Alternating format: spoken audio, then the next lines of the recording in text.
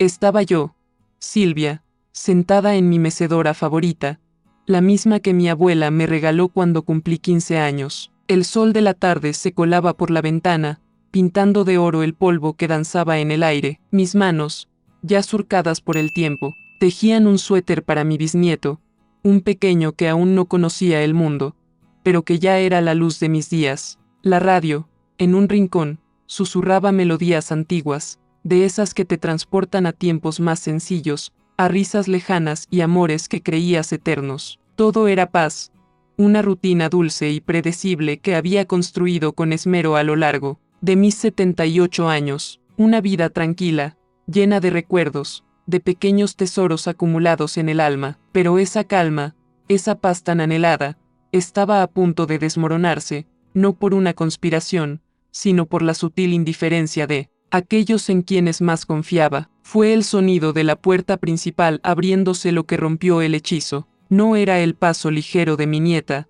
la dulce Elara, ni el andar despreocupado de mi yerno, el siempre sonriente Ramiro. Era un arrastrar de pies pesado, un murmullo de voces que no reconocí de inmediato. Mi corazón, que hasta entonces latía con la cadencia de la vejez, dio un vuelco. Dejé caer las agujas y el hilo. El suéter a medio hacer rodó por el suelo. Me levanté con lentitud, mis rodillas crujiendo con cada movimiento, y me dirigí al pasillo. La luz de la sala se filtraba, revelando dos siluetas que se movían con una prisa inusual. Una de ellas, la de Elara, se veía tensa, sus hombros encorvados. La otra, la de Ramiro, parecía más grande, más imponente de lo habitual, y entre ellos, una figura que no esperaba ver, el licenciado Valdés, con su maletín de cuero y su mirada fría, la misma mirada que había visto en los funerales, en las herencias disputadas, en los momentos más oscuros de la vida. Mi mente, aguda a pesar de los años, comenzó a unir los puntos. Elara había estado distante últimamente, sus llamadas menos frecuentes, sus visitas más cortas. Ramiro, siempre tan atento, había evitado mi mirada en las últimas semanas. Y ahora, el licenciado Valdés. Un escalofrío me recorrió la espalda, un presentimiento helado que me decía que algo terrible se avecinaba. Me acerqué a la sala, mis pasos apenas audibles sobre la alfombra desgastada. Ellos no me vieron, absortos en sus papeles, en sus susurros. Escuché fragmentos de conversación, palabras sueltas que se clavaban en mi corazón como dagas. La casa es pequeña, necesitamos espacio, el bebé. Mi respiración se aceleró. No podía ser, no ellos, no mi propia sangre, pero la evidencia, fría y cruel, se desplegaba ante mis ojos. Un documento con mi nombre en la parte superior, y debajo, una serie de cláusulas legales que no entendía del todo, pero cuyo significado general era aterrador. Estaban sugiriendo que la casa, mi hogar, se había vuelto demasiado pequeña para ellos, que necesitaban su propio espacio, especialmente con la llegada del nuevo bebé. Querían que me fuera,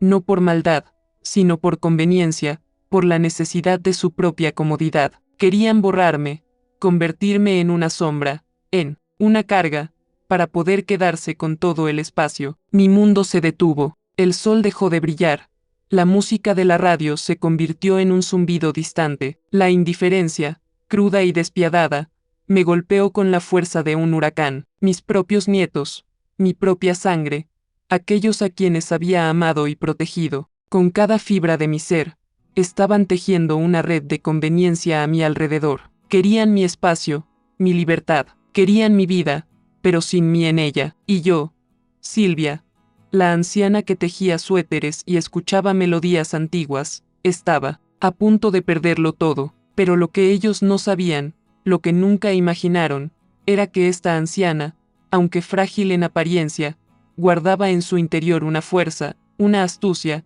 que el tiempo y las adversidades habían forjado. No me rendiría, no les daría el gusto, no sin luchar. Y esta lucha, lo sabía, sería la más importante de mi vida. ¿Cómo se atrevieron a subestimarme de esta manera? Si alguna vez han sentido una traición, déjenme un comentario, suscríbanse y denle a me gusta para que sepan que no están solos. ¿Qué harían ustedes si su propia familia intentara despojarlos de todo? Me mantuve en silencio, oculta en la penumbra del pasillo, observando cómo el licenciado Valdés desplegaba los papeles sobre la mesa de centro. Lara, con una falsa preocupación en su rostro, asentía a cada palabra del abogado, mientras Ramiro, con su habitual sonrisa forzada, me lanzaba miradas furtivas, como si temiera que mi presencia se materializara de la nada. Escuché cómo discutían los detalles de mi supuesta reubicación, cómo planeaban mi traslado a un apartamento más pequeño, un lugar donde, según ellos, estaría más cómoda y segura. Cada frase era un golpe, un martillo que destrozaba la imagen que tenía de ellos. Recordé las noches en que Lara, siendo una niña, se acurrucaba en mis brazos, contándome sus sueños. Recordé a Ramiro, el joven tímido que me pidió permiso para cortejar a mi nieta, prometiendo cuidarla y amarla por siempre. ¿En qué momento se habían convertido en estos extraños, en estos seres que veían en mi vejez una carga, una inconveniencia, para su propia felicidad? La amargura me invadió, un sabor metálico en la boca que me hizo sentir náuseas, pero no permití que me vieran. No les daría la satisfacción de mi dolor. Mi mente, aunque herida, comenzó a trazar un plan, una estrategia para recuperar mi dignidad, no para vengarme, sino para liberarme. Me retiré tan silenciosamente como llegué, mis pasos apenas un susurro en la madera. Volví a mi mecedora, retomé el tejido, mis manos ahora más firmes, mi corazón latiendo con una nueva determinación. Cuando Lara y Ramiro, acompañados del licenciado Valdés, finalmente se dignaron a buscarme, me encontraron en mi lugar habitual, con una sonrisa serena en los labios, como si nada hubiera pasado. Abuela, ¿estás bien? Te veías un poco pálida, dijo Lara, su voz teñida de una preocupación que sonaba hueca. Ramiro, por su parte, evitó mi mirada, jugueteando con las llaves de su coche. El licenciado Valdés, con su voz monótona, me explicó la necesidad de los documentos, la importancia de asegurar mi futuro en un lugar más adecuado. Asentí, fingiendo una comprensión limitada, haciendo preguntas ingenuas que los hicieron sonreír con condescendencia. Claro, entiendo, dije, mi voz suave, casi un murmullo. Firmé los papeles, mi mano temblaba ligeramente, no por miedo, sino por la tristeza contenida. Ellos creyeron que había aceptado su decisión, que su plan era perfecto. No, sabían que cada trazo de mi pluma era una promesa, una declaración de independencia silenciosa. Los días siguientes fueron una farsa. Lara y Ramiro se volvieron excesivamente atentos, trayéndome flores, preparándome comidas que apenas probaba, preguntándome sobre mi salud con una insistencia que rayaba en lo grotesco. Observé cada uno de sus movimientos, cada gesto, cada palabra. Noté cómo sus ojos brillaban con una impaciencia apenas disimulada cuando hablaban de mi mudanza, de mi nuevo espacio. Escuché sus conversaciones telefónicas, susurros sobre el apartamento, sobre la fecha. Mi casa, mi hogar, se había convertido en un escenario, y yo, Silvia, era la actriz principal en su obra de conveniencia. Pero mientras ellos se regodeaban en su supuesta victoria,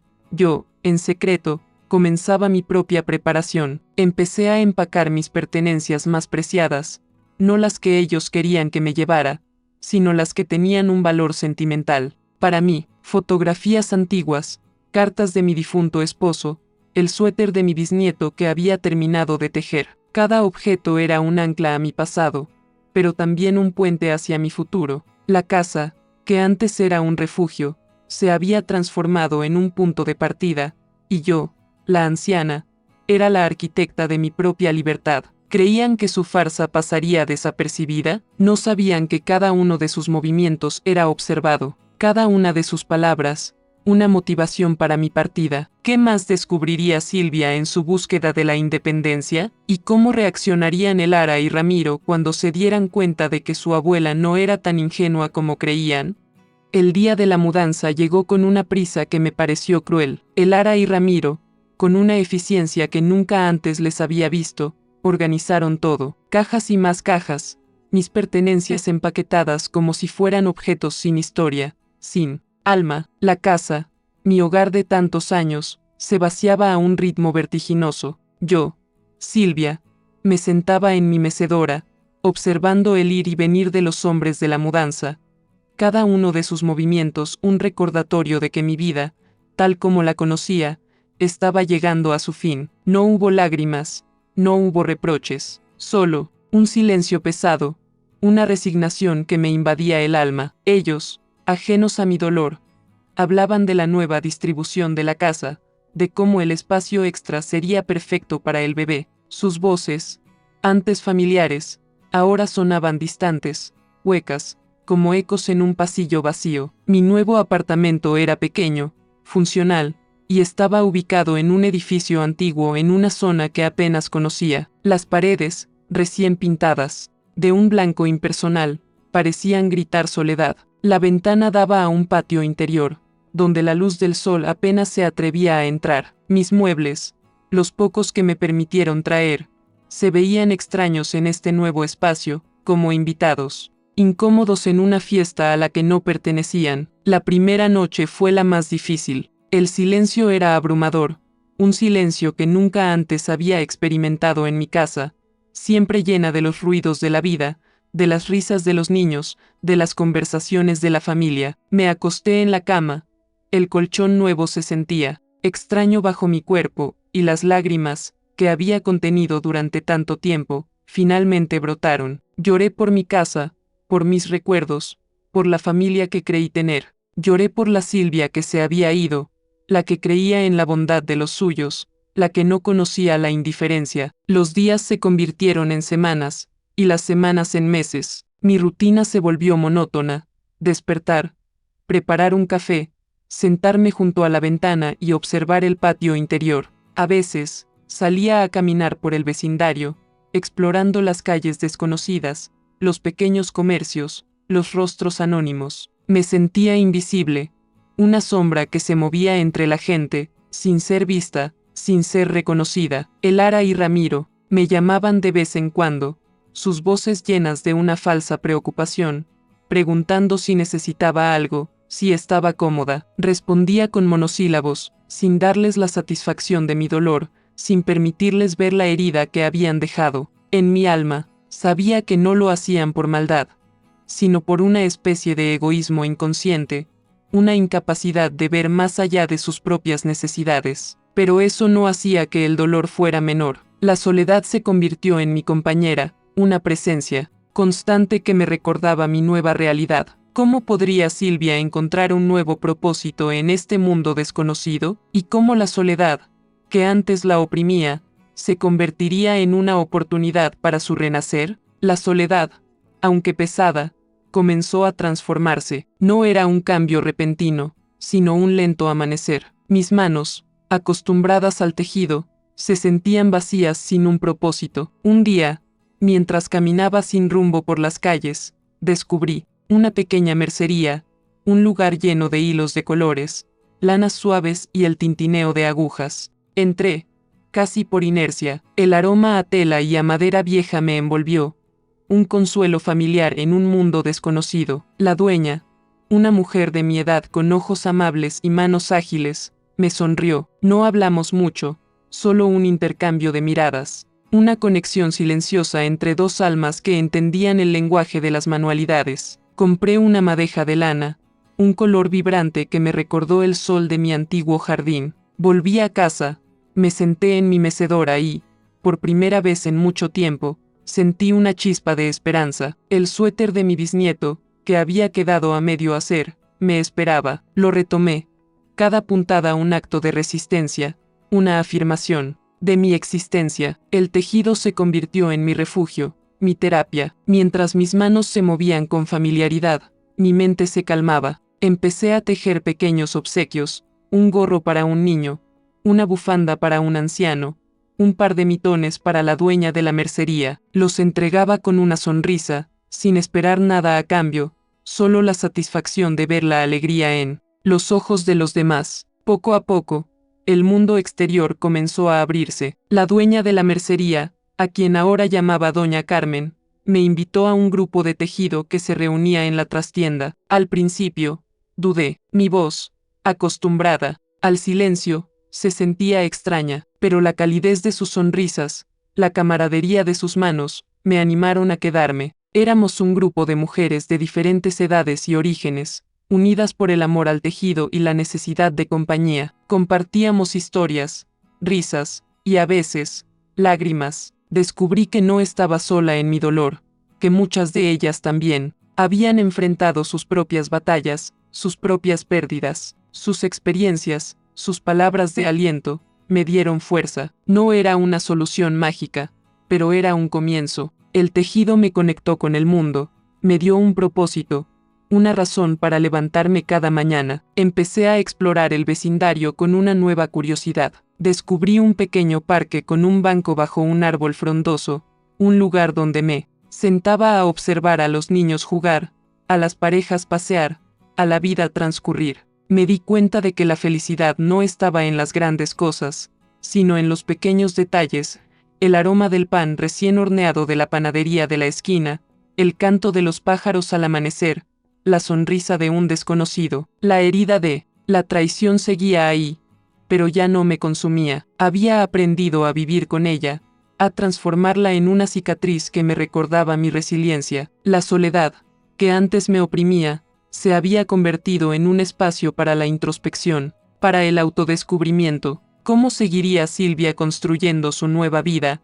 encontrando su voz y su lugar en el mundo? ¿Y qué nuevos desafíos y alegrías le esperaban en este camino de renacer? El tejido, que había sido mi refugio, se convirtió en mi puente hacia un nuevo propósito. Doña Carmen, la dueña de la mercería, me propuso dar clases de tejido para principiantes. Al principio, dudé. Mi voz, acostumbrada a los susurros de mi propia mente, se sentía insegura ante la idea de hablar en público, pero la mirada de confianza de doña Carmen y el recuerdo de mi propia soledad me impulsaron a aceptar. El primer día, mis manos temblaban más que las de mis alumnas. Eran mujeres de todas las edades, algunas jóvenes buscando una distracción, otras mayores buscando compañía, como yo. Les enseñé a sostener las agujas, a hacer los puntos básicos, a corregir los errores. Pero más allá de las técnicas, compartí con ellas la paciencia, la perseverancia, la alegría de crear algo con las propias manos. Mi voz, al principio titubeante, se fue fortaleciendo con cada explicación, con cada risa compartida. Descubrí que enseñar era una forma de aprender, que dar era una forma de recibir. Las clases de tejido se convirtieron en un punto de encuentro, un espacio donde las historias se entrelazaban como los hilos de nuestras lanas. Escuchaba sus preocupaciones, sus alegrías, sus pequeños triunfos. Algunas compartían sus penas, sus propias experiencias de soledad o desilusión. Yo, Silvia, la que había creído que su vida estaba terminada, me encontré ofreciendo consuelo, sabiduría, una palabra de aliento. No era una terapeuta, solo una mujer que había caminado por senderos difíciles y que ahora podía iluminar el camino para otras. El suéter de mi bisnieto, que había sido el catalizador de mi despertar, se convirtió en un símbolo de esperanza, de un nuevo comienzo. Para todas nosotras,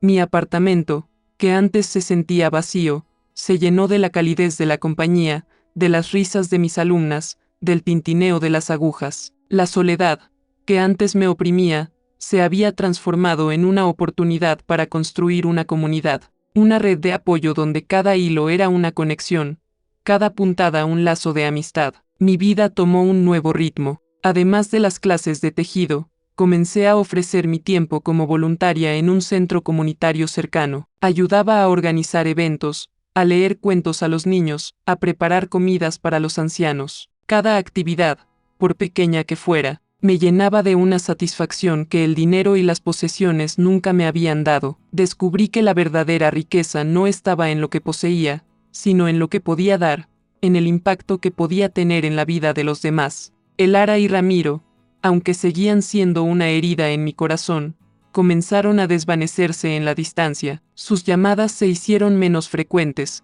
sus visitas casi inexistentes. No los busqué, no los necesité. Mi corazón, aunque no olvidaba, había perdonado, no por ellos, sino por mí, para poder seguir adelante sin el peso del rencor. La vida, a pesar de las cicatrices, continuaba, y yo, Silvia, estaba lista para tejer mi propio destino, un hilo a la vez. ¿Qué nuevas lecciones ¿Aprendería Silvia en este camino de servicio y conexión? ¿Y cómo su pasado, aunque doloroso, la prepararía para un futuro lleno de propósito y alegría? Los años pasaron, y mi apartamento, que una vez se sintió vacío y extraño, se había convertido en un hogar lleno de vida, de risas, de la calidez de las lanas y los hilos. Las clases de tejido crecieron, y mi pequeño grupo se expandió, atrayendo a más mujeres que buscaban no solo aprender un oficio, sino también encontrar un espacio de apoyo y amistad. Me convertí en una figura para ellas, una especie de abuela para aquellas que no tenían una, o cuya relación con la suya era complicada. Compartía mis historias, mis experiencias, y les enseñaba que la vida, a pesar de sus desafíos, siempre ofrece una oportunidad para renacer, para tejer un nuevo patrón. El suéter de mi bisnieto, que había sido el inicio de mi viaje, ahora colgaba en mi mecedora, un recordatorio constante de la fuerza que encontré en la adversidad. Mi relación con Elara y Ramiro se mantuvo distante, una herida que, aunque cicatrizada,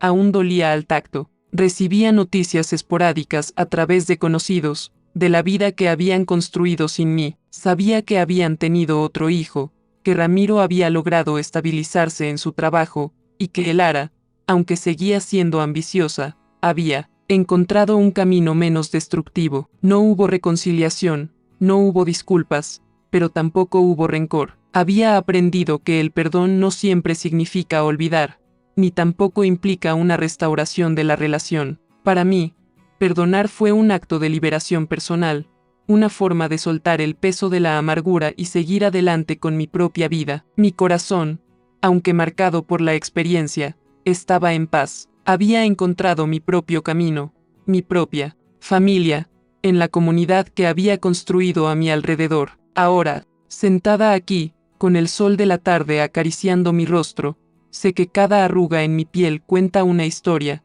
Cada cana es un testimonio de las batallas libradas y ganadas. La vida es un camino lleno de sorpresas, de alegrías y de dolores, pero lo importante es cómo elegimos recorrerlo. Aprendí que la verdadera fuerza no reside en la juventud o en la riqueza, sino en la sabiduría, en la resiliencia, en la capacidad de levantarse una y otra vez, incluso cuando el mundo parece derrumbarse. Mi historia es un recordatorio de que nunca es tarde para luchar por lo que es justo, para defender nuestra dignidad, para renacer de las cenizas. ¿Qué hubieran hecho ustedes en mi lugar? Quiero leer sus historias y sus opiniones en los comentarios. Si esta historia les ha tocado el corazón, por favor, suscríbanse, denle un me gusta y compártanla. Recuerden, la vida siempre nos da una segunda oportunidad para reescribir nuestro destino.